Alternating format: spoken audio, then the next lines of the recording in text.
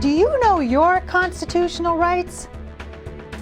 Our founding fathers died to give every American citizen freedom of speech, due process, freedom of assembly, and the freedom to pursue life, liberty, and happiness. Rise, stand tall, be bold, and be grateful for your American heritage. This is the land of the free and the home of the brave, where everything is possible. And we are the people.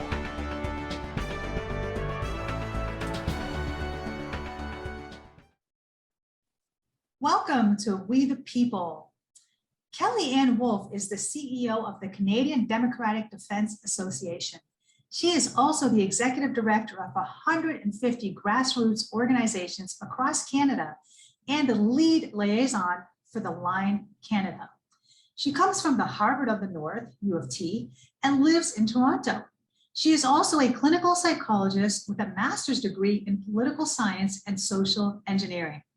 She has been a self-proclaimed black sheep her entire life and fights vigorously for the underdog. Welcome, Kellyanne. Thanks, Geeta. Thanks for having me. Our pleasure. So I have some questions for you today regarding democracy in Canada. That's what we're going to be talking about. But before we jump into all of this, just tell us a little bit about your background. Specifically, how did you get started as an advocate for freedom? Well, to be honest, it started with a little selfishness. So I got the opportunity to go to the British Museum to study ancient civilizations, specifically cuneiform, and learn the language under Professor Irving Finkel. And the reason I went after this was I have the rarest blood on earth. It's Rh negative, but it's also Rh null. So only 14% of humanity has my blood type. So I was really curious as to where it came from. So it was totally selfish reasons. And when I went over there, I got into the cultures and I learned so much about, the Middle East and ancient Sumer and Babylon and just culture, rich culture. So I just kept going and I started adding myself to these research crews that were going around the world. And here I was studying, political science, radicalism, cultures, religion. And it took me all through the Middle East. It took me all through Europe. It took me all through India. And, I spent most of my time studying humanity and in our behavior. And then I came home and I decided on music. Well, we're going to be talking today a lot about behaviors and things like this, what's going on in your country. And I appreciate the fact that you're also leading the Toronto Freedom Convoy, or you're one of the leaders as such. And you guys have been meeting regularly. Just for those who don't know, they do meet every Saturday. They do protest around the city. You have great speakers. Your cause is being known. You're on the news. You're certainly doing a lot of things with a very powerful message. So I commend you for doing that for the Canadian people, but also for the world. Now, on that note, I am appalled at the martial law that is under right now and crack down on human rights and political repression. So just correct me if I'm wrong, but the RCMP beating people in the streets and then freezing their bank accounts in an effort to prevent anyone from speaking out against you kind of sounds like a dictatorship, according to me. So what is your view on the Emergency Powers Act, which has just been created out of thin air? And also, what is the most pressing issue in Canada right now as it relates to what I just said? Well, the most pressing issue is very simple. Canadians have been duped into believing that we have an actual government here in Canada, and we don't. So, and this is very important for people to around the world to understand. So after the British Crown conquered Canada, and I'm going to say conquered because that is what they did. They conquered Canada and they sat a de jure government. They decided to build a railroad. And then Queen Victoria died. And at the end of building that railroad, they went bankrupt. So they no longer had the lawful de jure authority to govern the country.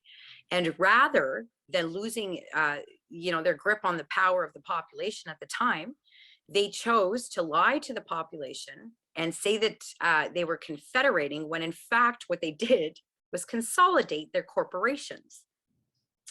And so the Constitution in Canada doesn't actually have any lawful standing whatsoever. And this is why you have seen an egregious infringement upon the rights of Canadians and the supremacy of law here in Canada, because the truth is it's never been ratified by the people. So it doesn't really exist. And this is a very big problem. So you've got 47 million Canadians that have voluntarily submitted to a corporation that is not a lawful government, and serious changes need to happen. Now, the RCMP, I'm absolutely disgusted. So, and this just goes to show that, you know, how bad our institutions have been infiltrated and infested by this disgusting neo-Nazi mentality. Okay. And it's absolutely absurd. Okay, so you definitely said a few interesting things. Now, you mentioned that most Canadians might not know that what has not been ratified, the Constitution? The Constitution has never been ratified in Canada. Okay, so this should be spoken. Thank you for that. Now, you mentioned that you're disgusted by the, I guess, efforts or actions of the RCMP, and I'm assuming you mean in Ottawa over the last few weeks. And of course, they got orders from none other than Justin Trudeau. So when I say Justin Trudeau, what comes to mind for you? Who is he to you? He is a failed drama teacher who raped a student, a minor. That's all I see. I'm sorry, but I have to be extremely blunt, and this is the truth. He is a puppet. He was a puppet. Now, people need to comprehend the way the political structure, the bullshit, sorry for swearing, but the de facto political structure in Canada works. So Justin Trudeau is just the clown at the front of the camera. The Privy Council is what calls the shots in Canada.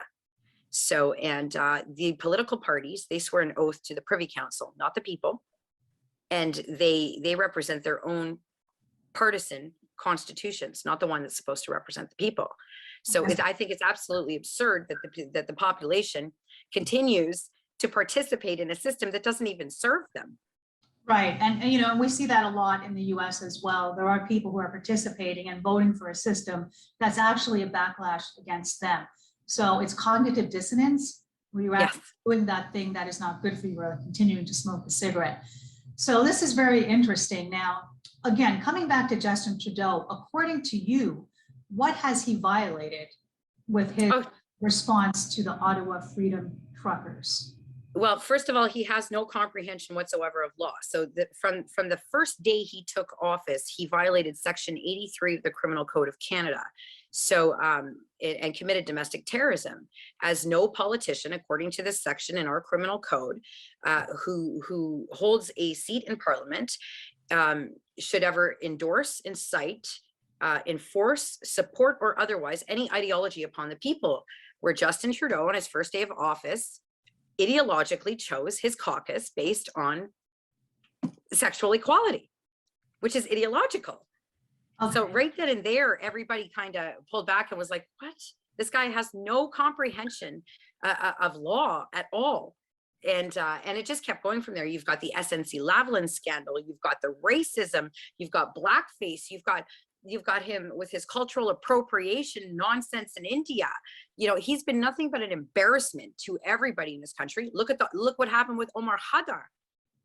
You know, how do you take $10 million and pay a man who has been photographed walking down streets in Afghanistan carrying the cut off, mutilated hands of American and Canadian soldiers? It's absurd. Well, you know, and again, coming from the US, I would say that he's made an impact on the free world, not just Canada.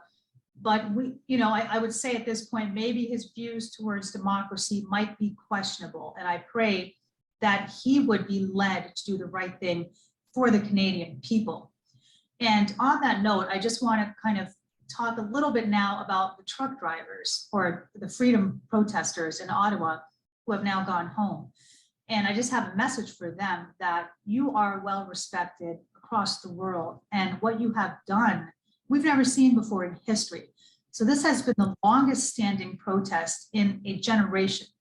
And that qualifies you in a huge way, because in the US, typically our protests will last 1, 2, 3 days, a weekend at most, maybe a week. And you were out there for many weeks in sub-zero temperatures, living out of a truck, limited supplies of food, water, no shelter really, and having to get gasoline, and then the police were stealing your gasoline. So you really made a statement. And you had a small shanty town set up with children's playgrounds, daycares, and you had a lot of community support. And you were also doing it peacefully. Many of our protests in the US do not, they start peaceful, but they don't turn out to be peaceful. So I commend you for standing until the very last day and the very last man standing. And we also want you to know that your efforts will never be forgotten in history. And you have the full support of the United States in your quest for freedom, even today. And I'm not suggesting we do anything, but I'm just simply saying that this isn't ideology, it's freedom. This is your God-given right. And we are very impressed with your efforts. So I just want to say that. Yes, go ahead. I just want to jump in and say, nobody went home. We still have boots on the ground in Ottawa. They have not left. Okay, sorry. Absolutely. And this weekend in Toronto, we've got 10,000 trucks coming. All the trucks that were in Ottawa. They are not standing down. We will not stand down. We've got every legislative building in the entire country is occupied by trucks, and we're not stopping. So don't let the mainstream media fool you. We are not backing down. We are actually going to be pushing forward with a draft constitution to ratify by the population. So I'm going to be making the announcement tomorrow. Okay, so how far are you willing to take this and to see this through? All the way. All the way. And what does that look like for you? It looks like a complete restructuring of our entire governing body. It looks like a representative parliament populated by independently elected members. Right there, they're elected on their servitude and their competence. And you completely eliminate lobbying, kicking corporations to the curb where they belong, so that they cannot infringe upon the individual liberties of the population with their ridiculous policies for profit. Then we're going to install a civilian oversight committee. We're going to remove partisan politics. We're going to remove the electoral vote process and allocate all the governing powers to the population by the democratic process. These very simple, very practical amendments to the Constitution will provide full support for individual liberties, which are a necessity to an evolving society. Okay, and let me ask you this, and I wish you the best with your efforts. Is Canada still a democracy, according to you? Canada never was a democracy. Okay. Canada was a monarchy. Now, here's the thing about democracy, and this is where people get it so twisted. Democracy should never be the superior governing force over a society, because it doesn't support individual liberties. In a democracy, 51% of a population can make all the decisions for 49%. How does that support individual liberties? That supports the entire ridiculous ideology of applying a one-size-fits-all solution to billions of individuals with individual requirements. Like if you have a heart attack, I shouldn't have to go to a heart surgeon.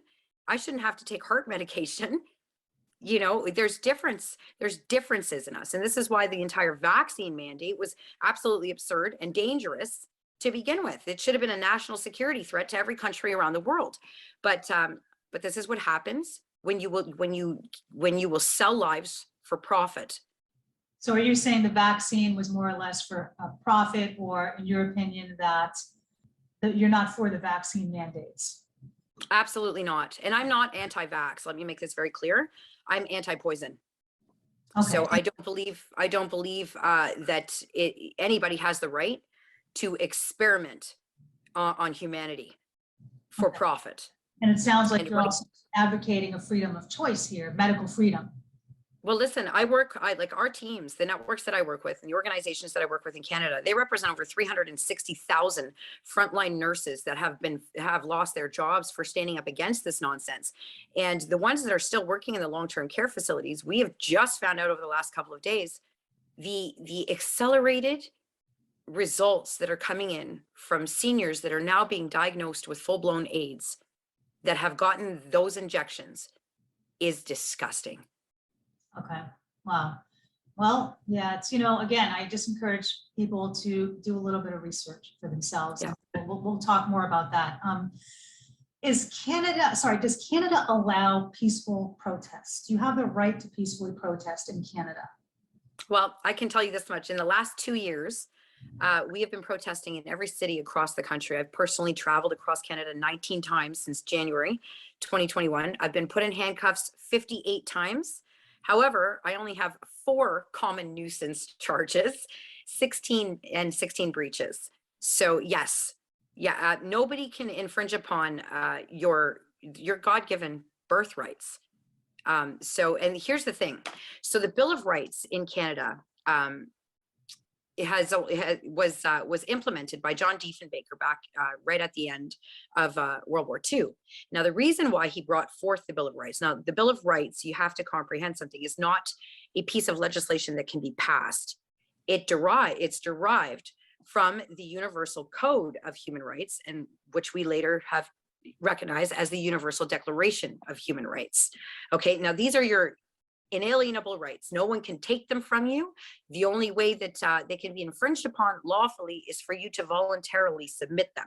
Okay, so this is why Diefenbaker brought the Bill of Rights here to Canada and had it recognized. Now, it's extremely important that I stress the word recognized.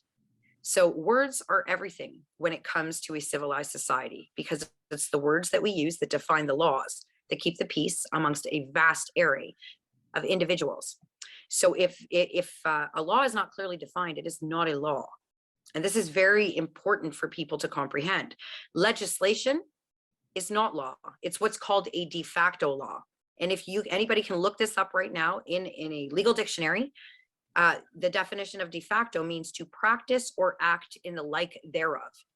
So these acts of legislation are literally called acts because they are made to act like laws, but they are not actually laws, which means the mandates are not laws.